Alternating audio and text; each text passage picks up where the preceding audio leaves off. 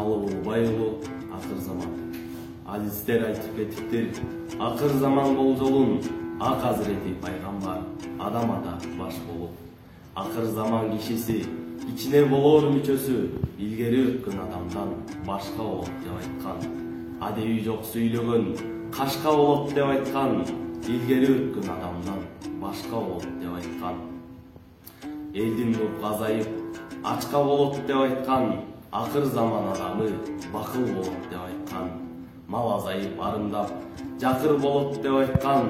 Эгини өнүп көп чыкпай такыр болот деп айткан. Андан кийин замана акыр болот деп айткан. Акыр заман адамы алым болот деп айткан. Аяктын сөзүн бек тутпай залым болот деп айткан. Аганын тилин ине албай чагым болот деп айткан. Биринин тилин бире албай жайыл болот деп айткан. Капыр менен аралаш ошондо айыл конот деп айткан.